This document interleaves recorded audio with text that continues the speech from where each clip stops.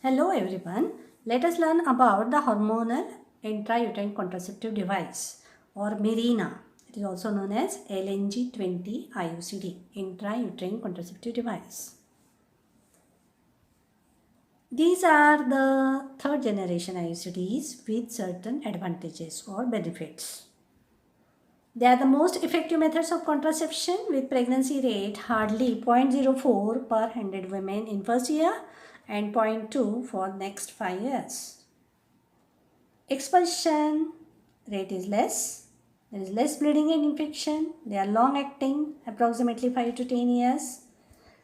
Less endometrial hyperplasia. This is an advantage with Mirena where it can be used for benign endometrial hyperplasias associated with menorrhagia.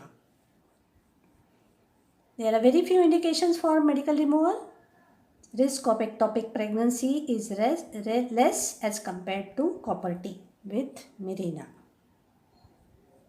These are the third generation hormonal IUCDs.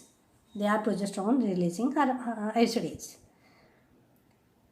There are four types: Mirena, Lelita, Skyla and Kylena. Among them, Mirena and Lileta, both of them they contain 52 mg of LNG and 20 microgram per day is released with Mirena and 18.6 microgram per day is released with Lelita. However, Mirena is effective for 5 years and Lelita is effective for 3 years.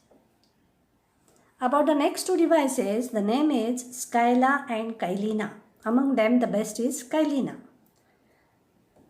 The LNG content in Skyla is 13.5 mg, while in Kylena it is 19.5 mg. The shape is like this, and it is the smallest device, Kylena.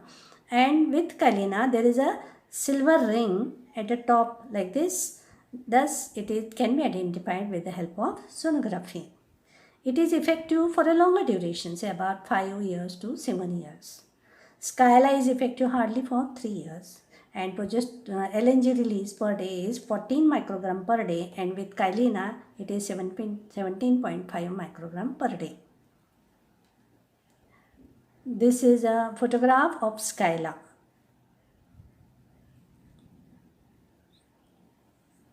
There are fourth generation hormone releasing IUCDs. One of them is Fibroplant. It is a LNG IUCD specially used for fibroid uterus. It is a frameless device. Frameless is a feature of fourth generation. Because as it is frameless, there is less pain, less bleeding and less chances of expulsion. LNG release per day is 14 microgram and there is a fiber which is anchored to the inside of the uterine cavity with the help of a steel clip. Other devices which are under research are IUCD progesterone receptor modulator CBD2914. The other one is prostaglandin synthetase inhibitors or indomethacin releasing device which may be used for they are under trial, can be used for not for contraception but for treatment of menorrhagia. They are under research, both of them. These two are the popular devices. One is Progestacert, the other is Mirena. Progestacert has got progesterone hormone in the central shaft here, sleeve. And Mirena has got LNG in the central shaft. Progesterone or Progestacert is effective for 1 year. Mirena is effective for 5 to 7 years. This is the inserter of this Progestacert and there is a arm clocker here and there is a plug at the terminal end for the threads, and this is the inserter tubing. Now details of this Mirena. It is a T-shaped device made up of polydimethylsiloxane sleeve and vertical arm there is a silastic rod. It is covered by silastic membrane which limits the release of the hormone LNG. This central silastic rod is impregnated with LNG 52 mg and LNG release per day is 20 microgram. It is the most effective method of contraception. 0.5 to 0.2 is the pregnancy per 100 women years. Less chance of ectopic pregnancy in PID. Reversible contraception effect lasts for 5 years. However, endometrial atrophy effect lasts for 8 years. Return of fertility is seen in 90% of cases within removal of first year. It is an effective treatment of choice for menorrhagia cases associated with fibroid adenomyosis or anovulatory DOB cycles. There is a special LNG IUCD used for postmenopausal bleeding.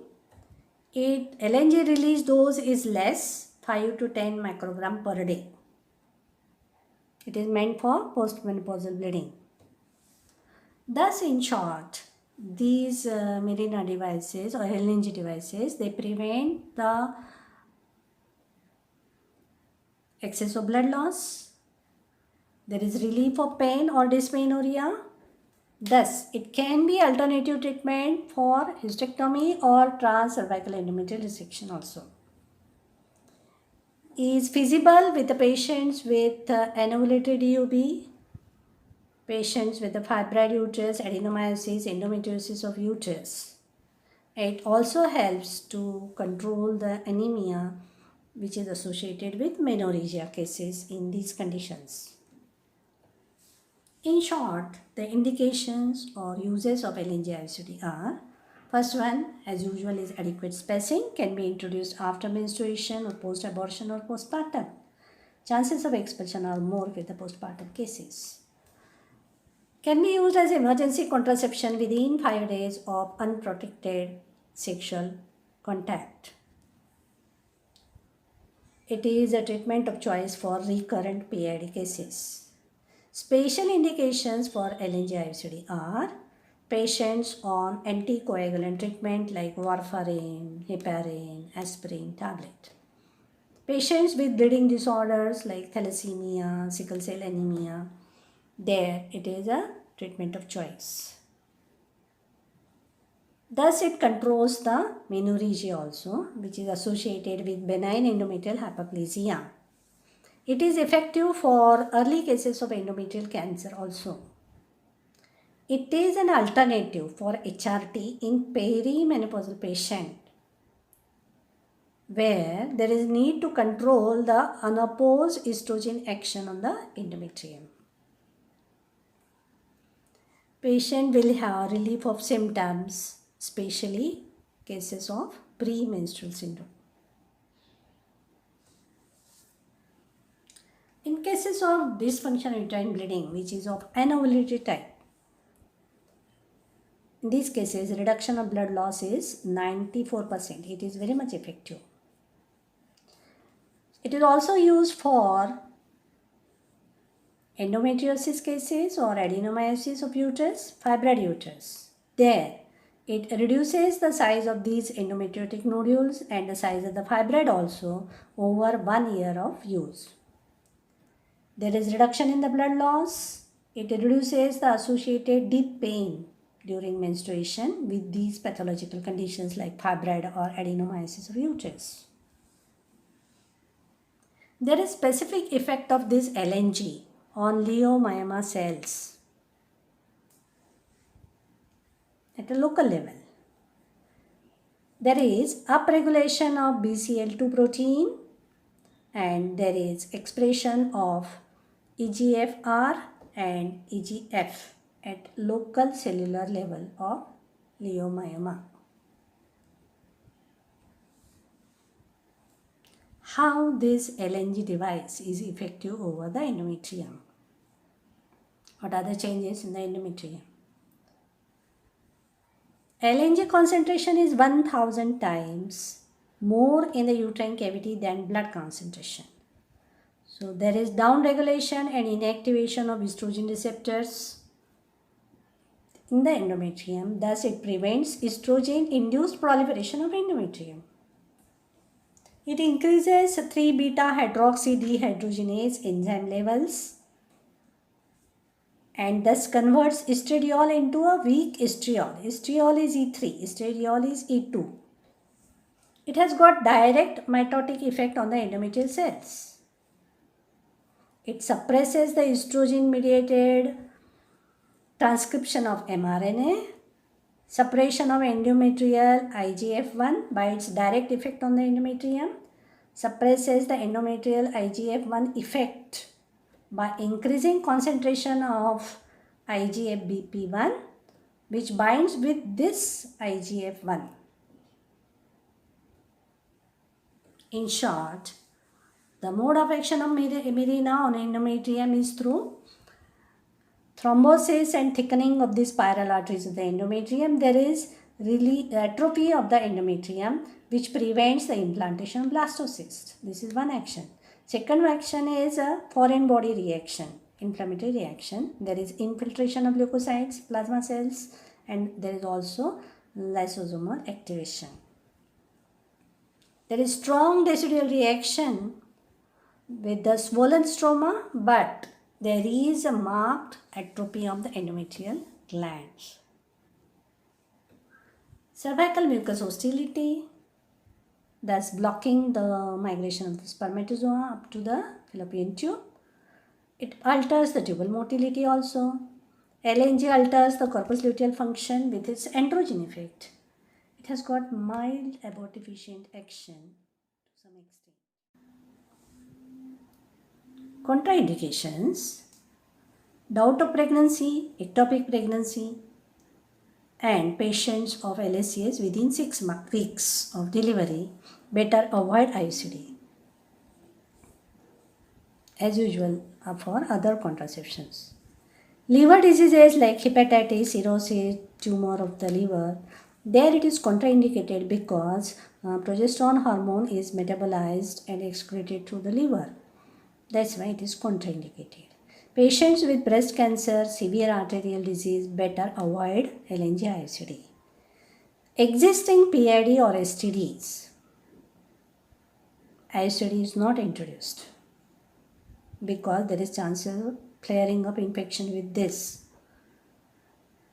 Patients with a fibroid uterus and distorted uterine cavity or malformed uterus where Mirena cannot be retained inside, there are more chances of expulsion, there it is contraindicated. Patients already with a history of irregular bleeding PV where cause is not known, avoid the introduction of Mirena because there is risk of irregular bleeding PV at least for first 6 months after introduction of Mirena. Let us have a look over this inserter and handle of this Mirena. This handle has got a slider here and there is a white mark. This slider can be pushed up to the white mark and it is pulled down like this. So have a careful look over this slider.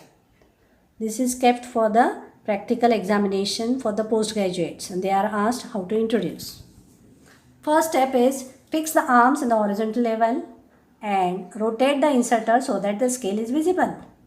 Next step is fix the flange to a measured uterocervical length. And third step is fix the thread by gentle traction and put it in the cleft of this groove or the cleft of the slider. Then we have to load the Mirena in the inserter. For that reason, one has to push the slider up to the white mark so that the Mirena gets entrapped at the tip and it is ready for this inserter with the Mirena is ready to use.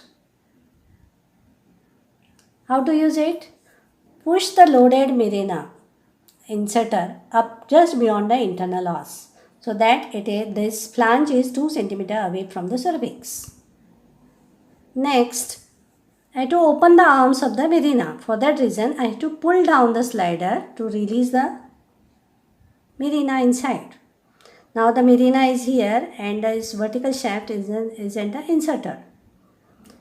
Next, I have to push the inserter up to the fundus along with the Mirena so that Mirena is retained at the body, and withdraw the slider so that the threads are released, and then withdraw the slider and the inserter both.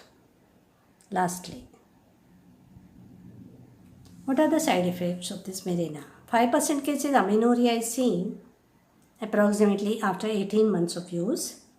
Expulsion rate is more as compared to copper T device, copper T 380A, 11 per 100 women years of use. Irregular bleeding, PV, irritability, mood swings, low backache are minor symptoms. Leukorrhea, mastalgia, acne, and functional ovarian cyst are the issues with the Mirena. For that reason, patients should come for follow-up and sonography periodically, say approximately 6 months or 1 year.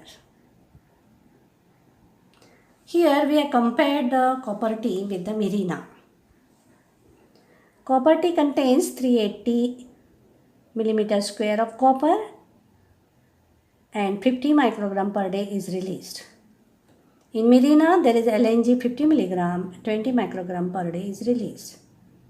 Copper T is effective for 10 years, Mirena is effective for 5 years as contraception and for 8 years for endometrial atrophy where it is used for menorrhagia cases. Failure rate is less with Mirena, it is hardly 0.1 to 1%. That's why continuation rate is more, 99% as compared to copper T. Mirena is costly. Copper T is freely available, government supply. More chances of menorrhagia and dysmenorrhea with copper T. However, Mirena is a treatment of choice for menorrhagia and dysmenorrhea with fibroid or adenomyosis of uterus.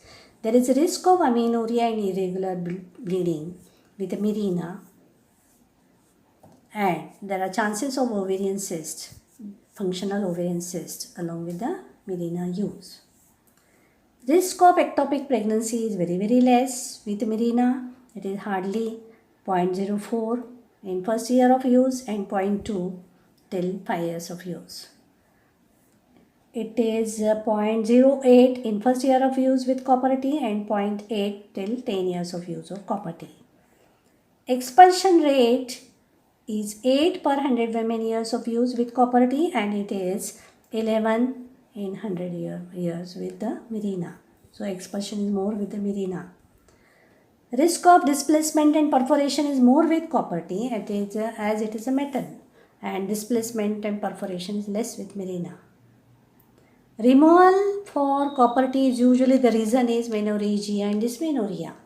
In Mirena, the reason for removal is usually amenorrhea. Copper T is contraindicated in Wilson disease and bleeding disorders, while Mirena is indicated in bleeding disorders. Contraindicated in liver disease, breast cancer, and liver tumor.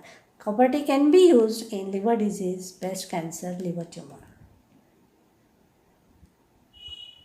As regards the Progestasert and LNG device, Progestasert is ethylene acetate copolymer impregnated with barium sulfate. So it is radio opaque also. However, LNG is polydimethyl siloxane membrane around the siloxane rod. Progestasert releases progesterone hormone. LNG releases levonorgestrel. Progestasert contains 38 milligram of progesterone with 65 microgram per day is released it is effective for 1 year. While LNG contains 52 milligram of LNG, 20 microgram per day is released and it is effective for 7 years. Pregnancy rate is hardly 0.1 to 0.2 per 100 women years of use. Both of them are used for the treatment of menorrhagia. Risk of amenorrhea is more with LNG and there is less chance of ectopic pregnancy with LNG device, while expulsion is more with the Progestasert as compared to LNG one. Thank you for watching the video.